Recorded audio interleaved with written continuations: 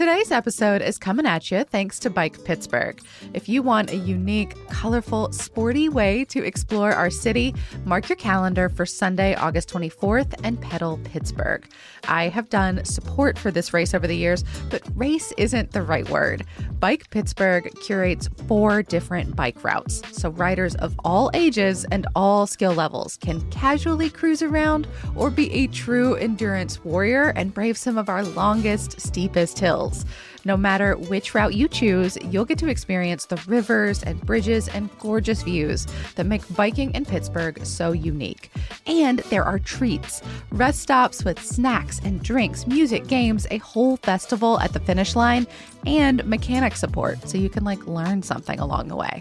There are lots of directions, you cannot get lost. Plus, I can personally attest there is also very friendly medical support should you find yourself in a pickle and need a little help. Pedal Pittsburgh is truly amazing. It's Bike Pittsburgh's largest annual fundraiser, and your support helps make our streets safer and more accessible for all. Take a leap, plan your ride, and register now at pedalpgh.org. Today's show is supported by Turbo Tenant. Being a landlord in Pittsburgh is not simple. There's a lot to keep track of, whether you're renting out a place in Polish Hill or managing a duplex in Regent Square. Turbo Tenant can help you make it easier. It's free, it's online, and it handles everything from listings to leases to rent collection with a lot less stress.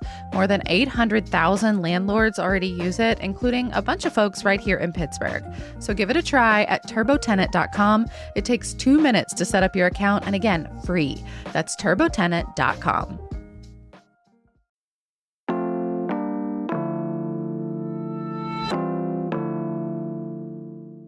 Today on CityCast Pittsburgh, y'all know we love it here, but sometimes you just need a change of scenery, and you don't have to wander very far to check out some really cool stuff, like the country's oldest record store, or a ton of museums, or hey, catch a baseball game where the home team actually wins. I'm with a friend at City Paper to talk about some of our favorite, often overlooked, maybe lesser known vacation destinations, all within 2 hours. And stick around after the interview. Executive producer Mallory Falk is hosting a conversation sponsored by Visibility Pittsburgh, all about their work with our blind and vision impaired communities.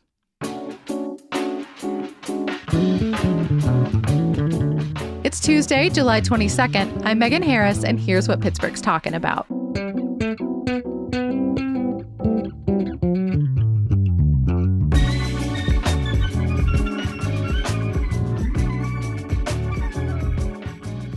Colin Williams, welcome back to CityCast. Hello, thanks for having me.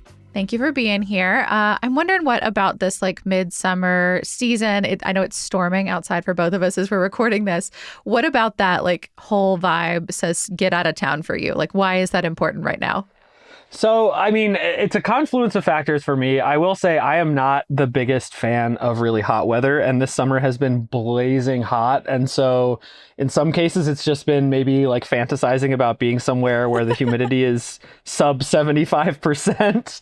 But yeah, in other cases, we were just thinking a lot this summer at City Paper about what we could kind of recommend to readers as local tourism spots. And I was thinking a little bit farther afield than just Pittsburgh this time around. Yeah, I think it's funny that you're I want to be in lower humidity, but also I'm not going to travel very far. How is that working for you? I will say this summer's weather has not really given a whole lot of wiggle room on that front. I did go to Minnesota earlier in the summer where it was only 85 but still pretty humid. And I think most people in America this summer are just going to have to kind of sweat through it. No kidding. Why is the local component so important for you? Why is that kind of a driving force in all this? So, this kind of goes back a ways for me. When I was younger and I first got my driver's license and, I was getting ready kind of to graduate high school, was kind of chafing under my parents' rules, as it were. And I just decided to start exploring places around my childhood home in Northeast Ohio. So I would drive with my friends to Akron and walk around, or we would go to Canton, or we'd go up to Cleveland and check stuff out.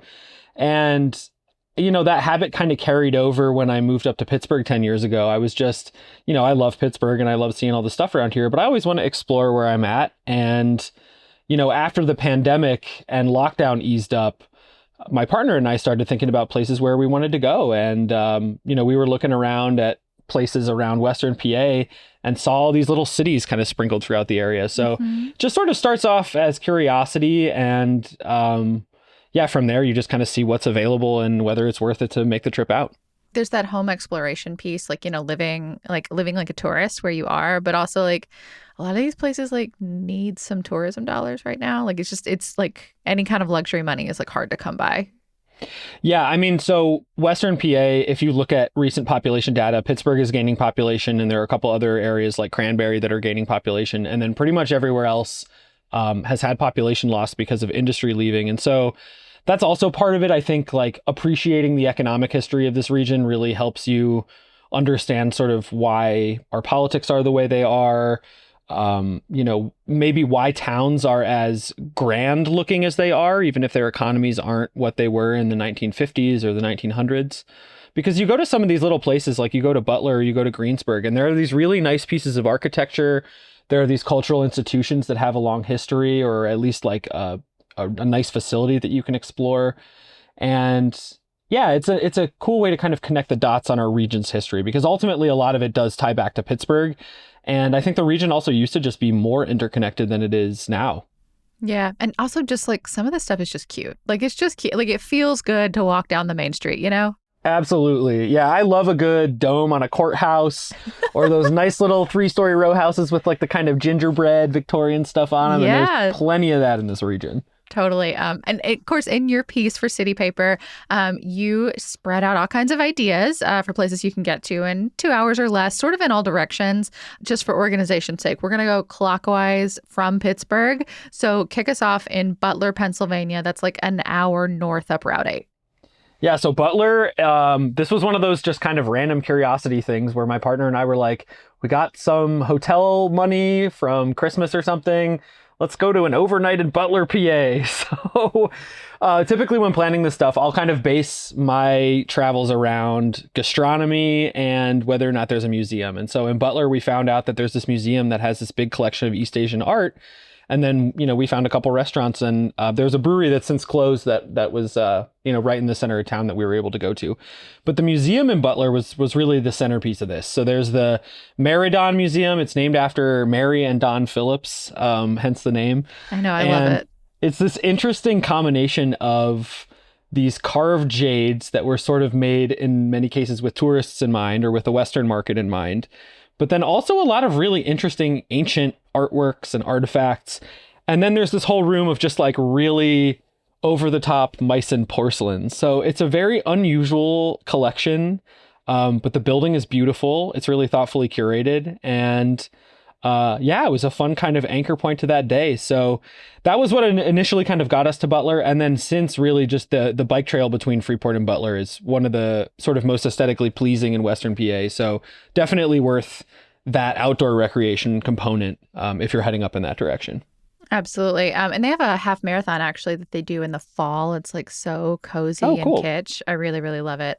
What about sort of close to there, a little bit further northeast, kind of our oil region, national heritage area? Like Oil City is kind of what I think of this as being like sort of like congregated around. I mean, the name sort of gives it away. I guess this is like 1.5 to 2 hours northeast of the city.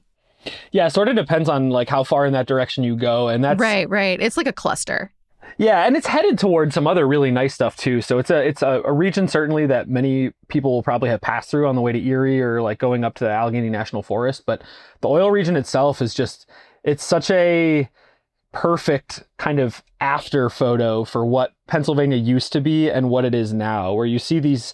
Like if you go to the Drake Well site in Titusville, which is sort of where the oil industry kicked off in America, you see all these photos of these hillsides just covered in derricks. There aren't any trees. It's just like mud and oil and rail and metal.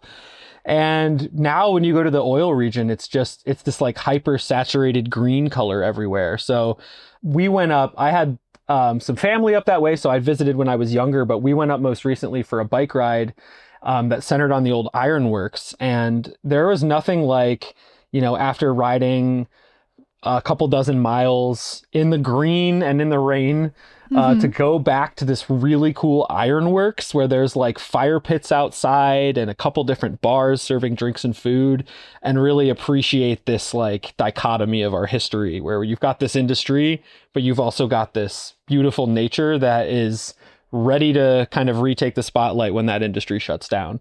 Yeah. And I mean, I've heard just like kind of by virtue of exactly what you're saying, right? Like because it's changed, it's evolved so much and to some extent, a lot of it's been reclaimed by nature, that it's also like a decent spot for antiquing if you're into that. There are so many little antique shops there. So there was one in Titusville in particular that I really regret not going to when it was open because they had an amazing collection of like Tiffany style lamps. Okay. But there's so much good antiquing around the area. Oil City's got some, Titusville's got some. Franklin, which is just a really charming town in its own right, has some antique shops as well. So yeah, that's a great way to kind of, you can spend a day, you know, going out and checking out antiques or riding your bike and then go back at night, catch one of these breweries. And whether you want to do an overnight or come back, I think it kind of is worth it either way. Yeah. But if I were going to camp in the oil region, or if I were going to stay overnight in the oil region, I would camp for sure. Okay. Yeah. And there's a museum of art and science, I believe, too, like in Venango County. Did I make that up? No, there's one. I think that's in Oil City. I haven't had a chance to check that out, but I believe it's right in the heart of Oil City there as well. It's like the Museum of Science and Industry. Something else for the bucket list.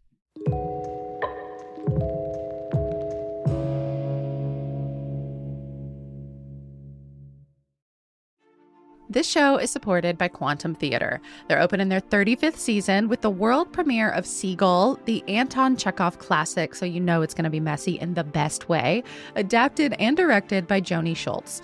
The show, Seagull, it's a play of artists, lovers, dreamers, all very misguided and perfectly human. It is a love story, and I mean really multiple love stories, and everyone is in love with the wrong person.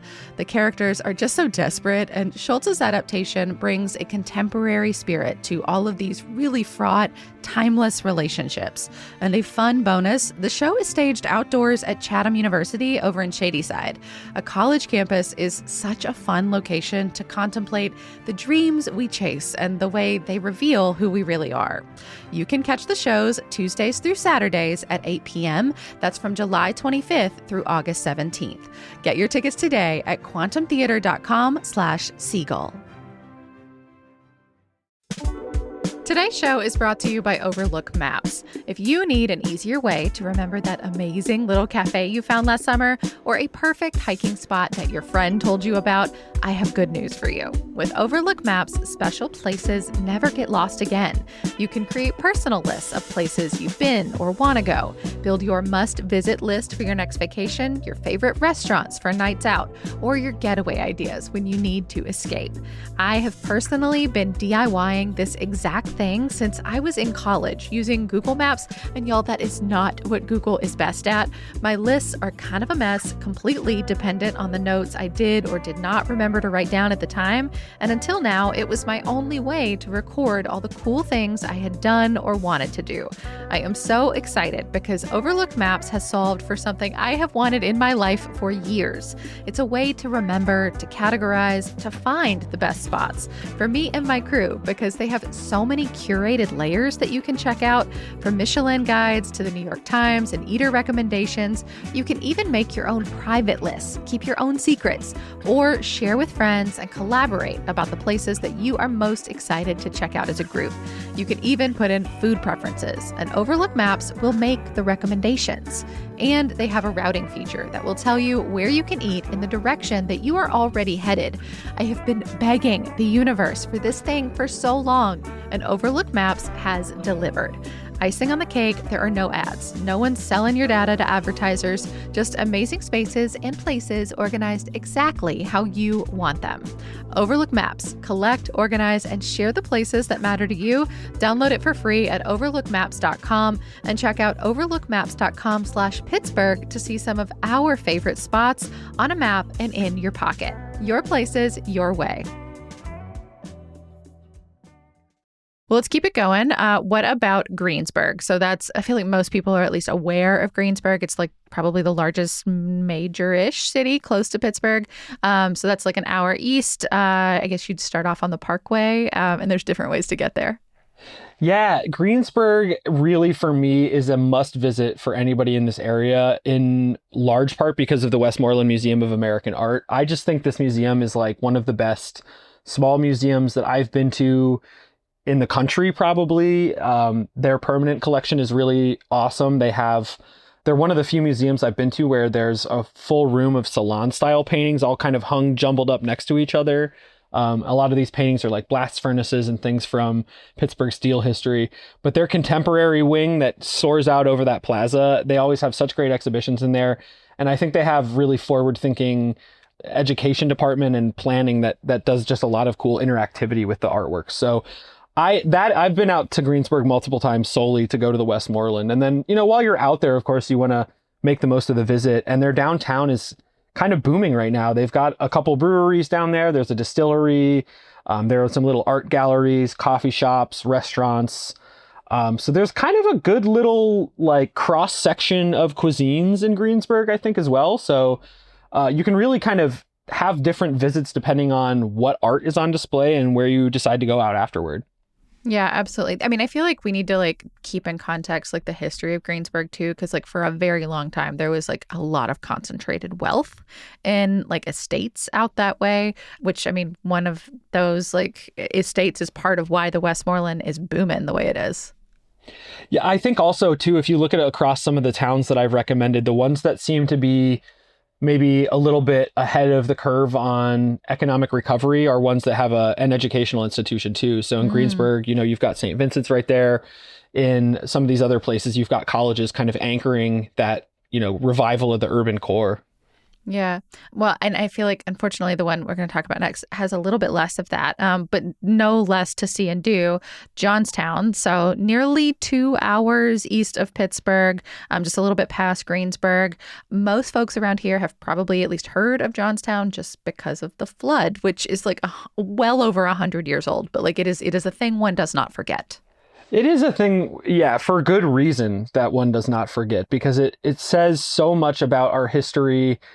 And especially when you're able to go to the Flood Museum, which unfortunately is closed, ironically, due to water damage. As we're recording this, but the plan is to reopen it pretty quickly. Yeah, the plan is to reopen that. Their incline plane is also undergoing restoration. And so the incline is going to reopen hopefully later this year as well. So, but the Flood Museum is just such a great look back at both the economic history of Western PA, and that includes a really important piece of income inequality and the way that shaped our region.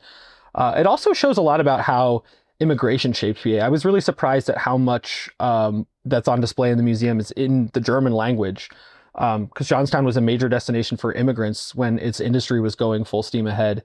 But the flood is, when you go to the National Memorial itself and you see the old South Fork Dam, it's very sobering, even as it's very beautiful out that way.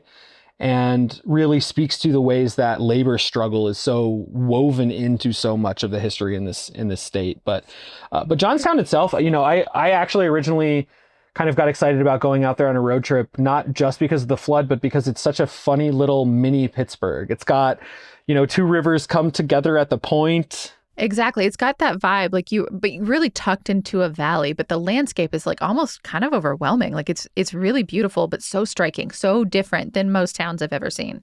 Yeah, and almost like a little bit European in a way, where you see these little church steeples kind of peeping out in the valley, and but it's very similar to Pittsburgh in a lot of ways, where you've got the incline on a mountain, you've got these historic ethnic enclaves, you've got sort of downtown right at this triangle. So it's a kind of a fun sort of microcosm of many of the things I like about Pittsburgh. And one of the things that I loved about your article for City Paper was also that it has the oldest record store. Yeah, it is. I believe it was closed the last time I had tried to go there, but yeah, George's Song Shop. They've got just piles and piles of stuff, and it's actually in an old department store, so it sort of is this repurposing of history in the same way that you see that in Pittsburgh all the time. This episode of CityCast is sponsored by Babbel. Learning a new language opens the door to new friends, new cultures, maybe even a whole new life. So why not start that journey today? You can start speaking a new language with confidence thanks to Babbel's conversation-based technique that quickly teaches you useful words and phrases about the things you actually talk about in the real world. I'm CityCast CEO David Plotz, and I've been learning Spanish with Babbel, just one of the 12 languages you can learn with it, including Dutch, French, Italian, which is going to be next for me, Turkish, and Russian. I love the interactive dialogues that Babbel has, which allow me to practice what I've learned right away, and also the speech recognition function, which makes sure I'm getting the pronunciation just right, which honestly, usually I'm not. Also, I love that Babbel's lessons always cover actual things that I talk about in the real world, like food, talking to people I've just met, and also food. Staying motivated to learn a new language has never been easier thanks to real-time feedback, progress trackers, and handy visualizations, in only 10 to 15 minutes a day on Babbel's mobile app or website. So get talking with Babbel. I want you to learn another language, so I'm teaming up with Babbel to gift you 55% off subscriptions, but only for our listeners at babbel.com/citycast. Get up to 55% off at babbel.com/citycast.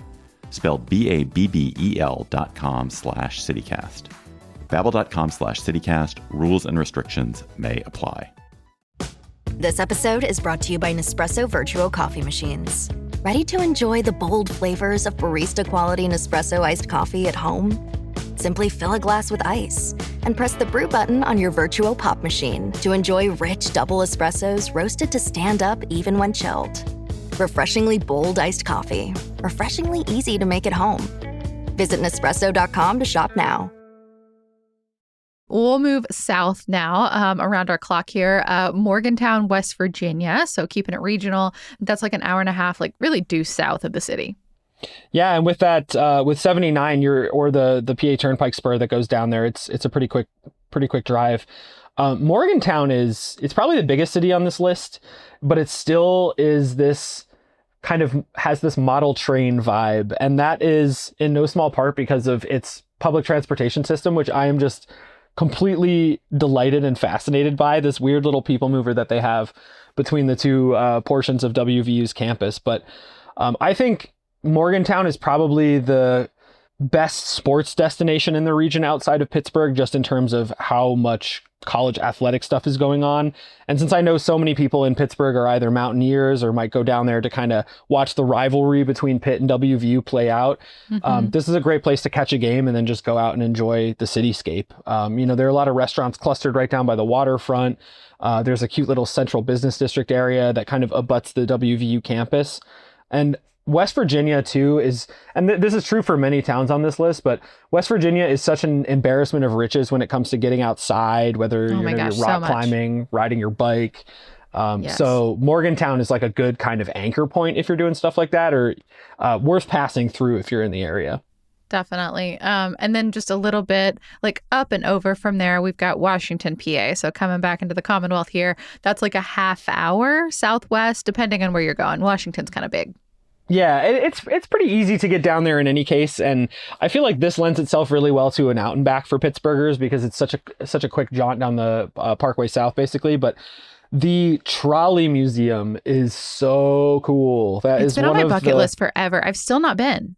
I haven't ridden in the trolleys there. I really want to do that sometime. The rail fan in me is itching to get back down. Another thing that I actually have not done there that I did recommend readers check out is go to a Wild Things game. I'm planning to do that actually in the next couple weeks. But there's a lot of fun stuff around there. There's also the racetrack if you're into betting and whatnot. There's lots of good food around there. Wild Things, by the way, are their baseball team. So they're minor leagues, but they've kind of got it's not quite this crazy, but a Savannah Bananas vibe. Yeah, it's definitely irreverent, and they're independent. So it's it's a lower stakes situation where you're not watching maybe the heroes of tomorrow necessarily. You might be watching somebody who's really early career or is kind of winding down, but it's still just it's like good old fashioned American baseball. And I feel they have a winning record, which is, different for a Pittsburgh fan. I was just going to say, not something that you're as likely to find on the North Shore, unfortunately. But yeah, Washington's another charmer that I think having a college there that's got a good local reputation has really helped boost the town's fortunes as we've kind of moved on from this era of steel and rail and all the stuff. Well, it's an incredible tour, at least halfway around our clock here. I'm wondering if there's any honorable mentions maybe that didn't quite make your list. Because, anytime you do an article like this, you do have to stop somewhere. So, what was right on the cusp for you? right on the cusp for me, what I would say is the greater Youngstown region has a lot of cool stuff there that's worth checking out. They have their own Museum of American Art, the Butler Institute, that's really fantastic. And then West Side Bowl in Youngstown is this bowling alley that also is a concert venue for like hip hop, punk, and metal shows in the basement. So that's a really cool spot. And the other place that I didn't put on my list because I have not had the chance to fully experience the delights is Altoona. More minor league baseball. And of course, with the Pirates affiliate there's that relationship. They've got their own amusement park that's kind of like a smaller Kennywood sort of local amusement park. And I have been meaning since forever to try their kind of bizarre pizza with American cheese on it. I'm really curious about that. One of my predecessors at City Paper did a whole write-up.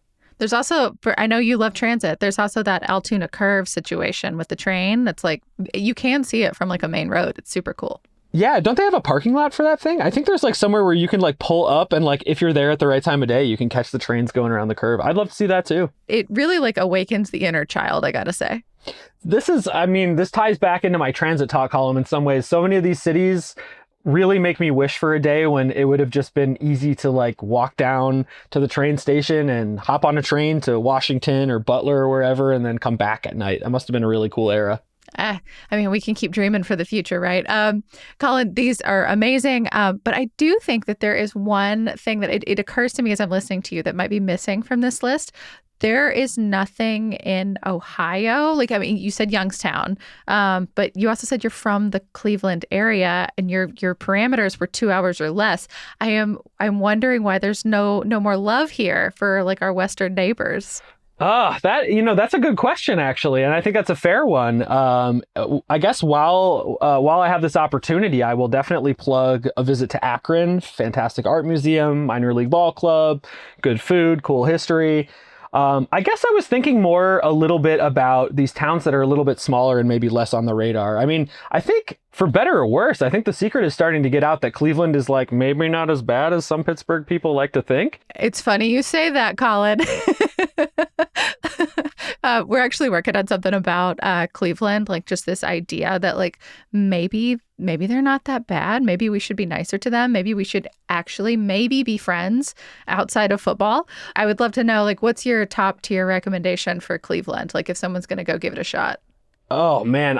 Where to even start there? I think if in the spirit of my earlier comment about the museums thing, you really owe it to yourself at some point to get out to the Cleveland Museum of Art because like the Westmoreland, it's free, but it is like, I don't even know how many times the size of the Carnegie's just art. And it is so, you could spend 6 hours in there. It's a world-class institution, but beyond that, though, I think one of the things that Cleveland has that Pittsburgh doesn't, and something that we could really learn from, is the West Side Market, which is just a fabulous resource. This huge, 7 days a week produce market in the West Side.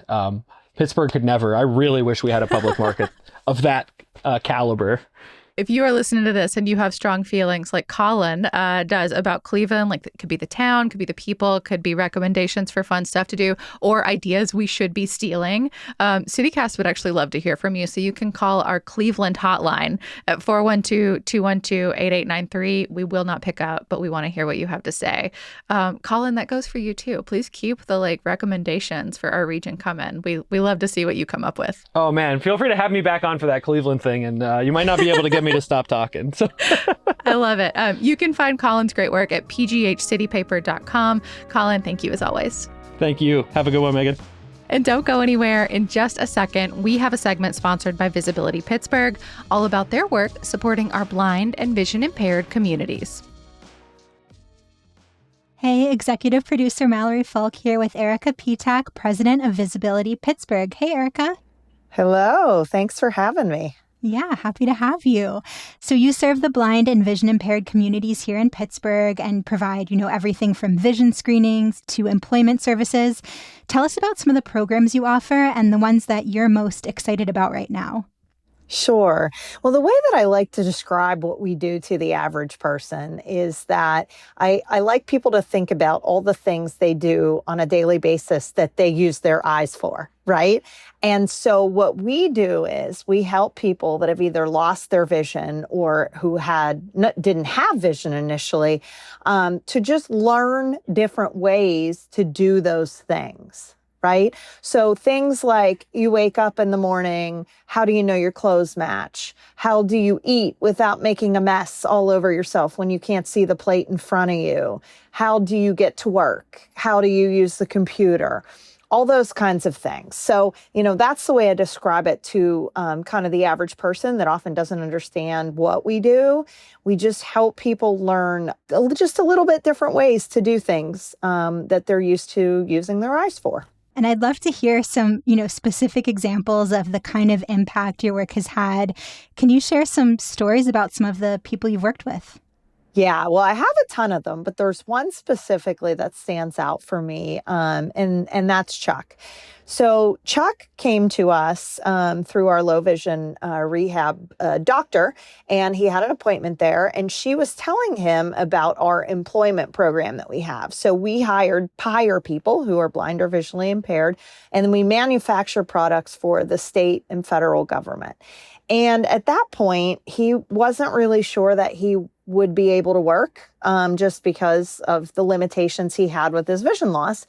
And he said, I'll call and we'll try it out. So he called and we hired him on a part-time basis. So he started out very part-time. And he did such an amazing job putting together all of our roll-up road signs that we offered him a full-time position. So this is someone who didn't even know if he could work part-time, and now he's being offered a full-time position. So that's cool. But what's really cool is in the process of that, he obviously met other people who were blind that work here as well and developed friendships. He got involved in blind tennis from meeting with one of the other employees, and he now is traveling all over the place to play blind tennis. We were just on Pittsburgh Today Live a few weeks ago. And, he's not just surviving after vision loss. He's thriving and doing things that he loves to do. Yeah, so it's so much broader than just helping folks connect with work opportunities. It's really supporting them in all kinds of facets of their lives. Yeah, it's helping them live their best life and do the things that they always wanted to do. Yeah. And I know you actually recently rebranded. People might have known you as Blind and Vision Rehabilitation Services, and now you go by Visibility Pittsburgh. Tell me about what inspired that change and that rebranding. Well, we absolutely wanted a name that just exuded hope and positivity. And so visibility, if you don't have it in front of you, has a capital A in it. And the reason for that is because we're focused on the abilities that people have. And we just wanted a name that, people would say, I want to go to Visibility. I want to use my abilities to learn. So we love it. And for anyone who's listening who might need this type of support or want to get involved, what's the best way that folks can connect with you? Sure. Well, the best way is just to go online, and you can search Visibility Pittsburgh or even Blind Pittsburgh, and you will find our website through that. You can also obviously give us a call, but all of that information is on the website. Erica, thank you again for joining us and sharing the work that you do. Yeah, thanks for having me. And again, you can check out visibility.org to learn more. That's all for today here on CityCast Pittsburgh. If you're liking what you hear, please write us a nice review on Apple Podcasts, on Spotify, wherever you get us. It really does help people find us. It jumps us in the algorithm. It's great. And it's a nice way to show the CityCast team that you care. We will be back tomorrow morning with more news from around the city. We'll talk to you soon.